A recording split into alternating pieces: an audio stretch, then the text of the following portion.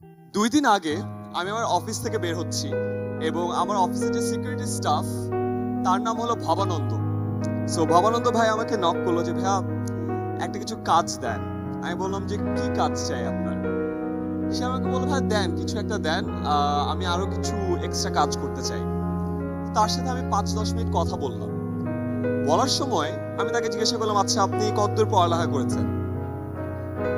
খুবই অবাক করে সে আমাকে বলল সে অনার্স পাস।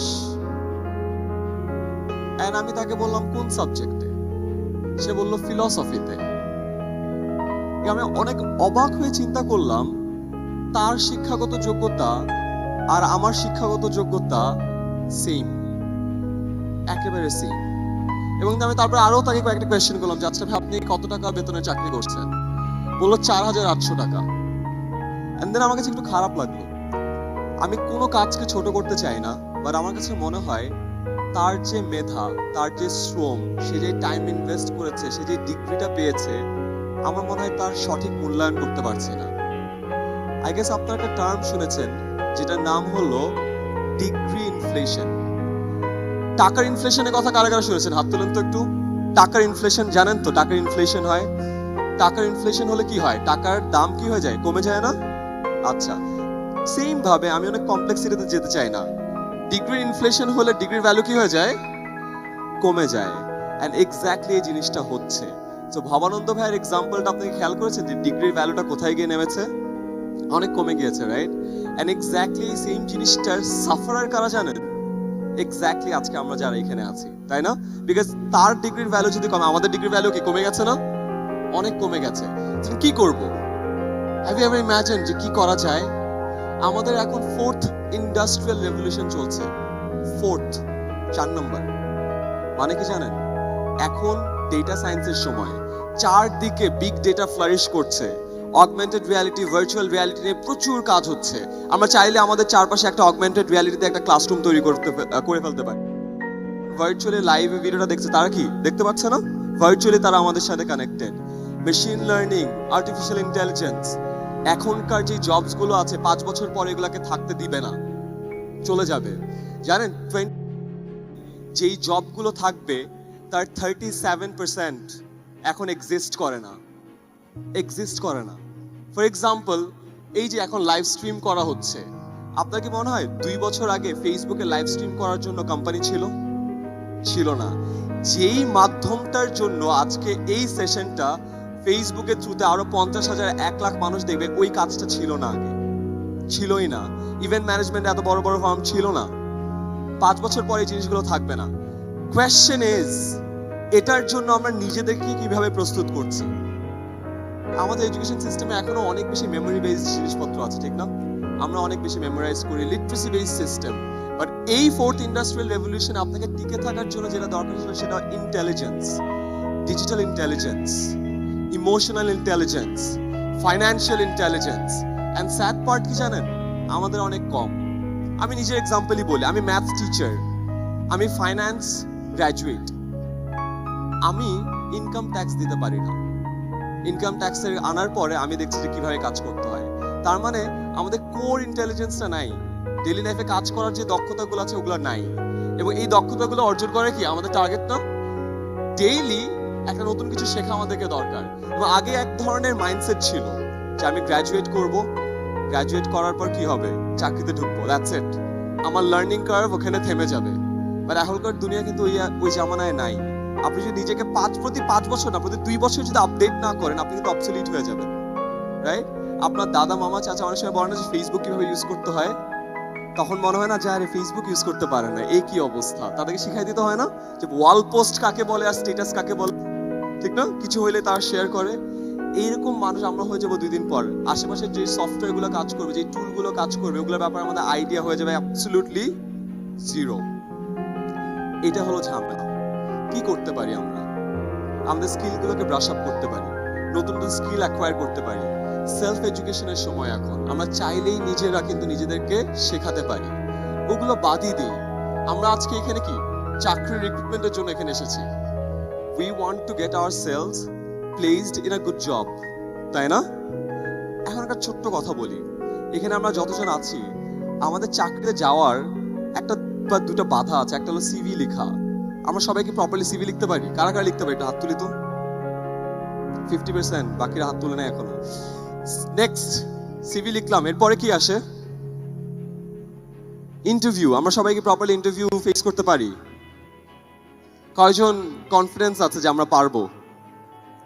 আচ্ছা, গ্রেট। নেক্সট, চাকরিতে ঢোকার পরে আমাদেরকে কি করতে হয়? রেগুলারলি কমিউনিকেট করতে হয় না? প্রেজেন্টেশন দিতে হয়। এখানে আমরা কারা কারা কনফিডেন্ট যে আমরা এখানে একদম ফাটানো একটা প্রেজেন্টেশন দিতে পারবো? হাত তুলি। আচ্ছা, হাত আস্তে আস্তে একটু কমছে, খেয়াল করছেন? ফোর্থ কোয়েশ্চেন, অফিসে কমিউনিকেশন কিসের থ্রুতে হয়? ইমেইলের থ্রুতে। কারা কারা আমরা এখানে প্রপার ইমেইল করতে জানি? হাত তুলি। Wow, great. বাট আমি যেহেতু রেগুলার এখন কাজ করি, আমি কয়েকটা ছোট্ট এক্সপিরিয়েন্স শেয়ার করতে চাই যেটা আমি দেখেছি। ফার্স্ট, সিভি থেকে শুরু করি, ঠিক আছে? সিভি সর্ট করার জন্য 5 থেকে 10 সেকেন্ডই লাগে। 80% সিভি ওটাতে সর্ট হয়ে যায়। কেন জানেন? বেসিক মিস্টেক মানুষ করে।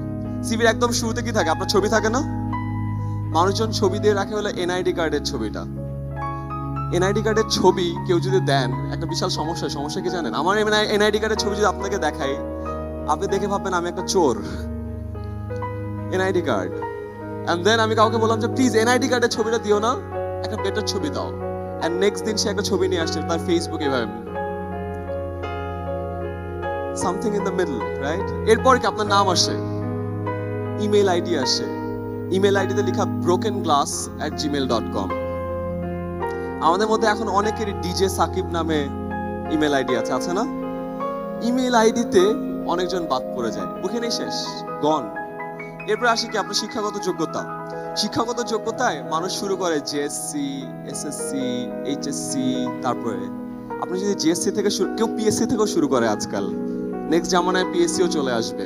বাট একটা সিম্পল রুল, আপনারা আই গেস অ্যাকাউন্টিং এ পড়েছেন, LIFO, last in first out, শুনেছেন? লাস্টে যেটা থাকে সেটা উপরে থাকে। তার মানে আপনার এডুকেশন কোয়ালিফিকেশন একদম উপরে কি থাকবে? মাস্টার্স যদি থাকে মাস্টার্স, না হলে ব্যাচেলার্স, তারপরে এইচএসসি, তারপরে এসএসসি। বেসিক ঝামেলা, তাই না? এন্ড দেন একটা সিভি শুরু হয় পার্সোনাল ডিটেইলস দিয়ে। আপনার নাম, আপনার বাবার নাম, আপনার বাবা কি করে, কবে কি করছে, আপনার মা, মায়ের ডিটেইলস, ভাই কোন স্কুল। ওরা আপনাকে বিয়ে করতে চায় না চাকরি দিতে চায়? চাকরি দিতে চায়, রাইট? ফ্যামিলির সাথে তো কোনো কানেকশন নাই, বাট আমরা সবাই শুরু করি পার্সোনাল ডিটেইলস দিয়ে। বাট চিন্তা করেন, রিক্রুটাররা আপনার স্কিল চায়। And I often get this query যে ভাইয়া সিভির ফরম্যাট তো দেখলাম, there is a section called experience, আমার তো এক্সপিরিয়েন্স নেই, আমি কি লিখবো? দেন অনেক ফ্রেশ গ্রাজুয়েটস কোয়েশ্চেন করে, ভাইয়া এখানে একটা সেকশন দেখলাম অ্যাচিভমেন্টস, আমার তো অ্যাচিভমেন্টস নেই, আমি কি লিখবো? এখানে একটা সেকশন দেখলাম এক্সট্রা কারিকুলার অ্যাক্টিভিটিস, আমার তো এক্সট্রা কারিকুলার অ্যাক্টিভিটিস নাই, কি লিখবো?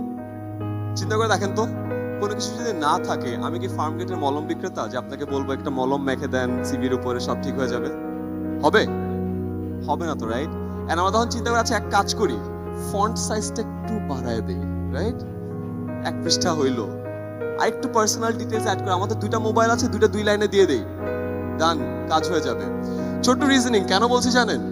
কারণ আমাদের এইখানে আমরা প্রচুর মিস্টেক করি, আমরা প্রচুর জব ফেয়ারে যাই, বাট সিভি গুলো নেয়ার মতো হয় না। সো জাস্ট ছোট্ট একটা আইডিয়া, আমরা আমাদের সিভি গুলোকে একটু যদি যত্ন সহকারে লিখি, আই গেস আমাদের জব পাওয়ার প্রবাবিলিটি অনেক বেড়ে যায়। কারণ কি জানেন? বিকজ 90% মানুষ এই কথাটা শুনবে না, 10% মানুষ শুনবে, 1% মানুষ জিনিসটাকে কাজে লাগাবে।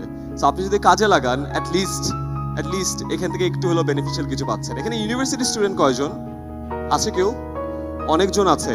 তোমাদের সবার জন্য একটা অ্যাডভাইস, আজকে রাতে বাসায় যে সিভিটা লিখবা, প্রতি সেমিস্টার পরে এডিট করবা, এবং এডিট করার সময় দেখবা তোমার সিভিতে সিজিপিএ 3.15 থেকে সিজিপিএ 3.16 আর কিছু এডিট করার খুঁজে পাচ্ছ না।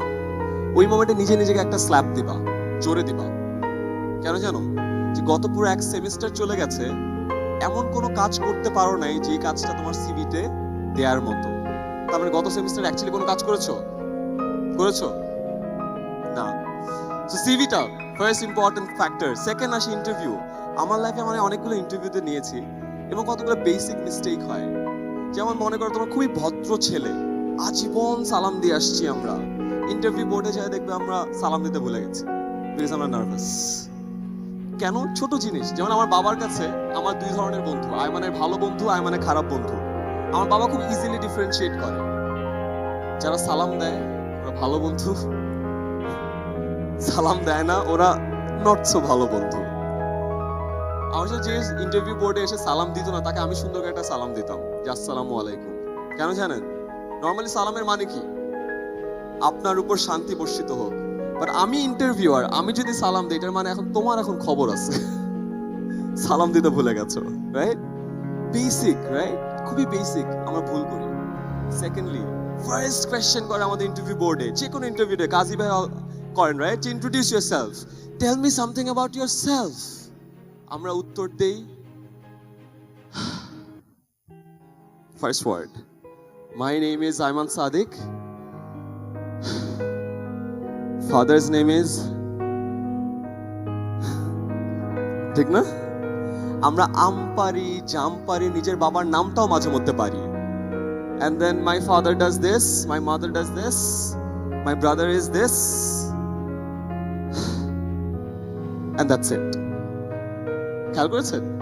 অলওয়েজ এটাতেই থাকি, কিন্তু এর বাইরে যায় না। Again, what you did was you introduced your family. Did you introduce yourself? An interesting experiment.